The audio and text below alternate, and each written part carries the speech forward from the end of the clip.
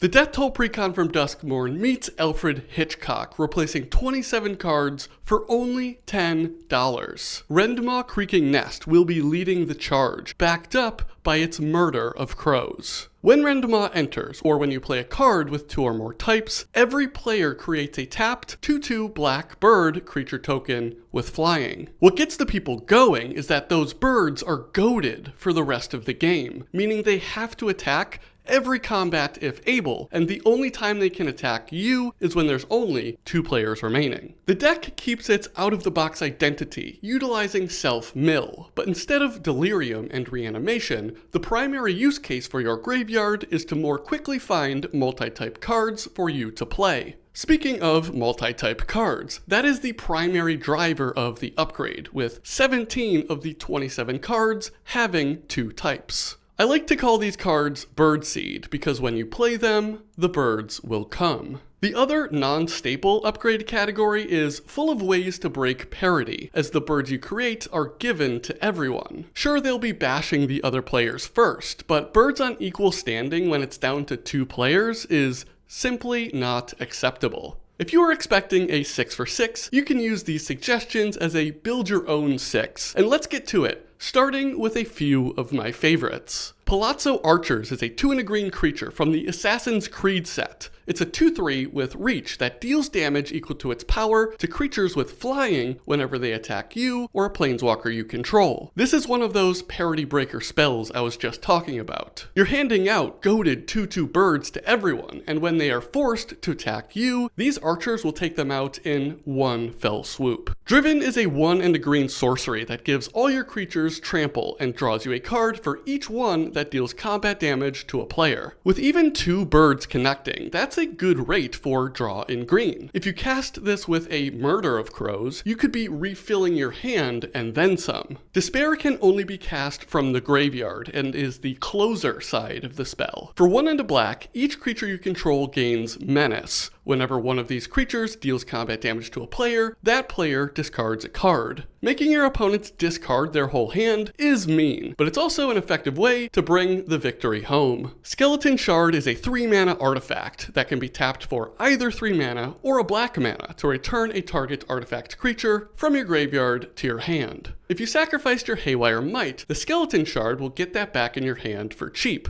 so you can cast it again, get another round of birds for the table, and let you take care of another non-creature, artifact, or enchantment. It's a pretty sick loop. Your commander Rendmaw is also an artifact creature, so if it dies, you can choose to put it in your graveyard, and then back in hand with the shard, saving you that commander tax. I was very excited to talk about those, but from here on out there will be a little more structure, starting with the rest of the parity breaking spells. But before that, I must ask you to subscribe to the channel. I love talking about the precons, bringing you budget upgrades, and even some original budget brews. Clicking that button below is the best way to make sure you don't miss any of it. In the vein of Palazzo Archers, I now present Raking Canopy. This is a 1 and 2 green enchantment that deals 4 damage to creatures with flying whenever they attack you, making sure the birds are only working to your advantage when it matters. The 3-mana One-Eyed Scarecrow is a less permanent way to deal with enemy flyers than the likes of Raking Canopy, but it's got 2 types. It's a Scarecrow, which is fun and reduces the power of those flyers by 1, which means a bird race will always be in your favor. Osseous Stick Twister is another Scarecrow invited to the party. At 1 and a black, you get a multi-type 2/2 creature with lifelink. The Delirium ability triggers on your end step, giving each opponent a choice to sacrifice a non-land permanent or discard a card. If they choose not to, the Stick Twister deals damage equal to its power to those opponents. This will cut down the resources of your opponents and or start healing you because the lifelink works through the Delirium ability. Lampad of Death's Vigil is the last marginal parity breaker, but I find it to be a fantastic way to close out games. It's 1 and a black, it's multi-type,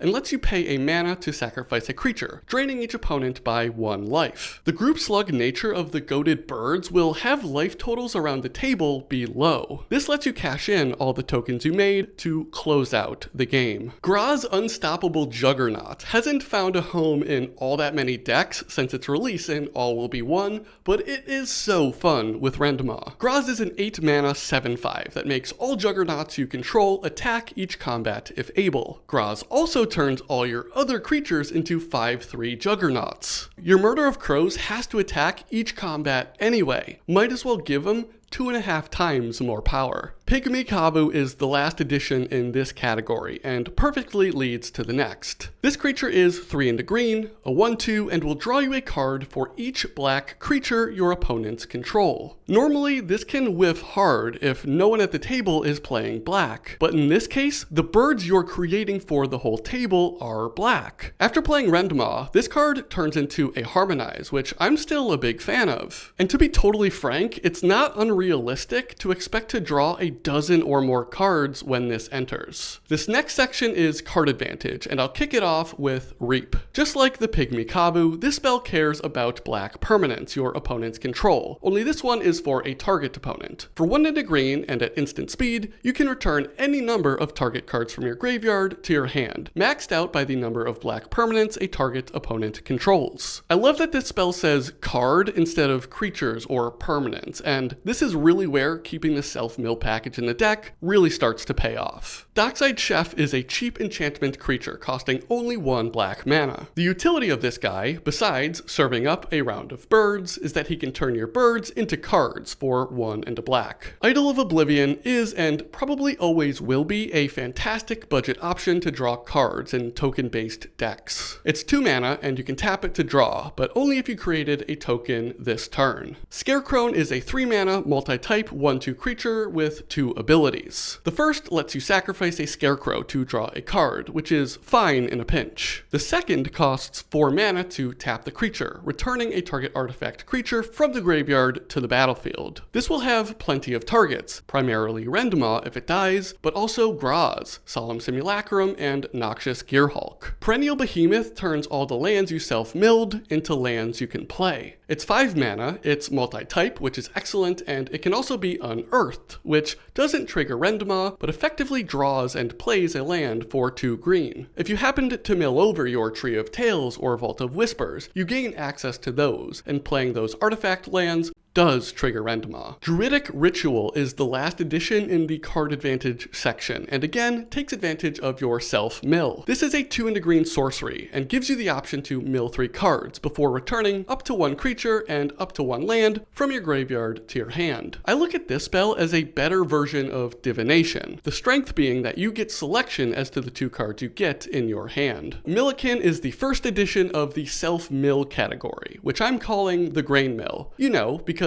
you need grain to make birdseed. Millikin is a 2 mana creature that taps to mill yourself 1 card while adding a colorless mana. It's also multi-type, being an artifact creature, so this really hits all of the notes. Patchwork Beastie is a 1 green 3/3 that lets you mill a card at the beginning of every upkeep. Until you hit Delirium, it can't attack or block, but that shouldn't be too hard to get, and as a multi-type creature, it triggers Rendmaw. Crawling Infestation is a 2 and a green enchantment that lets you mill 2 cards at the beginning of your upkeep. Once per turn, it will create a 1/1 insect if a creature card enters your graveyard from anywhere. I like the token making to go along with the Idol of Oblivion I talked about, but also as chump blockers, because despite your opponent's birds not being able to attack you, that doesn't stop the rest of their force from getting in there. Protection is the next category, and I already mentioned Scarecrow and Skeleton Shard. I have these in this category because they can get your commander back from the graveyard at a discount. Undying Malice is the other addition in this category. It's a single black and will return the target creature to the battlefield when it dies, tapped and with a +1/+1 counter. It's worth considering adding more of these effects as well, because Rendmaw has that enter trigger. It's kind of like an Uno reverse card on your opponent's removal. You get your Rendmaw back and move your game plan forward. Now we've hit the ramp category with Twitching Doll. This is a multi-type spell that can tap for any mana, costing 1 and a green. The accumulated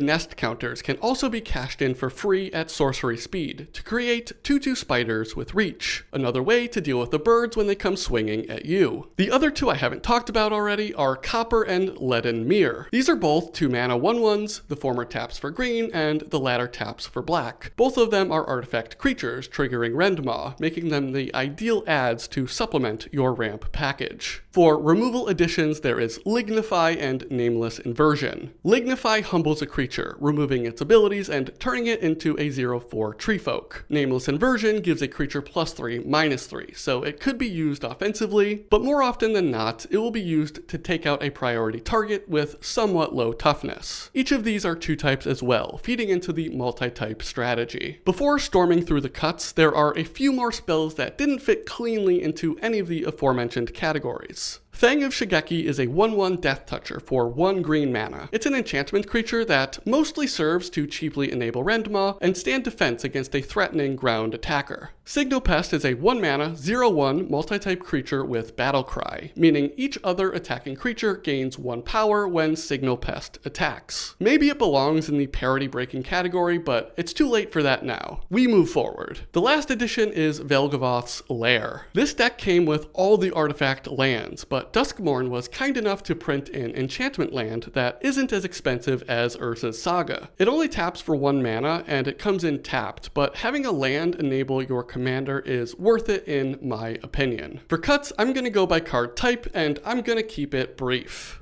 Ob Nixilis Reignited, Professor Onyx, and Renin 7 have all been cut. This deck wants to hasten the pace and pressure by spamming out multi-type cards. Taking a turn off for a high mana value planeswalker just isn't the angle here. Gnarlwood Dryad, Deathcap Cultivator, Grimflayer, and Obsessive Skinner are all low mana value single type spells with Delirium payoffs. The Delirium payoffs are still well within reach, but they aren't worth the body they are attached to being only a creature. The same goes for Winter Cynical Opportunist and Ishkana Graph Widow. Delirium is doing powerful stuff on each of these creatures, but not powerful enough to overcome the single type. Old Stickfingers, Scavenging Ooze, and Moldgraph Millipede have value for the deck, but again, the single type of creature is a deal breaker. Giant Adaphage, Moldgraph Monstrosity, and Vile Mutilator are also getting cut. With Winter no longer being the commander and also getting cut, having these high cost reanimation targets doesn't make much sense anymore. Mulch is getting cut because I like more selection on these kinds of spells, and I like them even more when they can be cast at instant speed, like Grapple with the Past or Grisly Salvage.